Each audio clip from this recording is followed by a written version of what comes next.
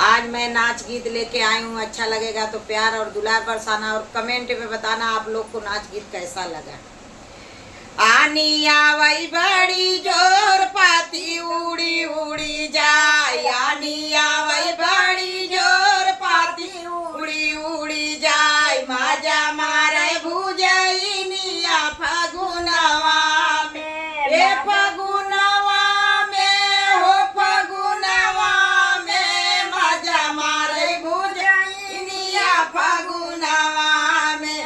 ससुरु जइया ऋषिया हम मनाए, ससुरु जइया ऋषिया खेले भाई हम मनाए, खोलबई जादू का गठरिया फगुनवा में, खोलबई जादू गठरिया फगुनवा में। आनी आवई बड़ी जोर पाती उड़ी उड़ी जाए, आनी आवई बड़ी जोर पाती उड़ी उड़ी जाए, माजा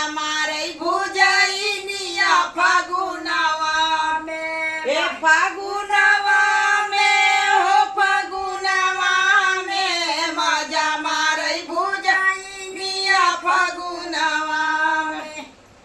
जेठरा जइया ऋषिया उन खेले भाई हम मनाए, जेठरा जइया ऋषिया उन खेले भाई हम मनाए, खोलबई जादू का गठरिया फगुनवा में, खोलबई जादू का गठरिया फगुनवा में। आनी आवई बड़ी जोर पाती उड़ी उड़ी जाए, आनी आवई बड़ी जोर पाती उड़ी उड़ी पाती उड़ी उड़ी जाए, पाती उड़ी उड़ी जाए, आनी आवई बड़ी जोर पाती उड़ी उड़ी जाए, माजा मारई भुजैनिया फगुनवा में, माजा मारई भुजैनिया फगुनवा में।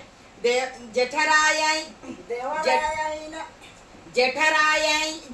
जइया ऋषिया उन खेले भाई हम मनाए, जेठरा जइया ऋषिया उन खेले भाई हम मनाए, खोलबई जादू का गठरिया फगुनवा में, खोलबई जादू का गठरिया फगुनवा में। ए फगुनवा में हो फगुनवा में, खोलबई जादू गठरिया फगुनवा में। आनी आवई बड़ी जोर पाती उड़ी उड़ी जाए, आनी आवई बड़ी जोर पाती उड़ी उड़ी जाए, माजा मारई भुजैनिया फगुनवा में, माजा मारई भुजैनिया फगुनवा में। हे फगुनवा में हो फगुनवा में, माजा मारई भुजैनिया फगुनवा में। देवरा जइया ऋषिया उन खेले भाई हम मनाए, देवरा जइया ऋषिया उन खेले भाई हम मनाए, खोलबई जादू का गठरिया फगुनवा में।